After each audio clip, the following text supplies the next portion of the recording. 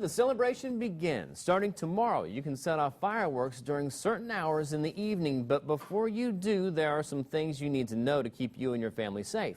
News Channel 15's Kelly Roberts has been working with firefighters all day long to learn more, and she joins us live in the newsroom with answers. Kelly.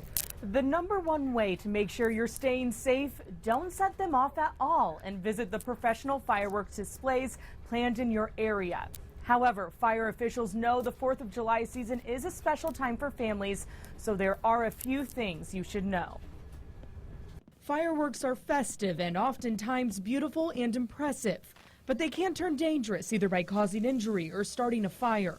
Fort Wayne Assistant Fire Chief Jim Marua says first, make sure you're buying fireworks from one of the several retailers popping up around town. Never make your own, and make sure adults are the only ones handling them. Even sparklers, they get to be about 1,800 degrees, which is hot enough to melt gold. And, a lot of times people will give these to their children and they'll kind of run around with them. Marua says have a hose, bucket of water, or a fire extinguisher nearby. Fire runs do increase during this time. One thing catching fire most often. Mulch, that's what we get a lot of times is somebody shooting them off, and maybe it's in a parking lot, but they end up landing in some mulch.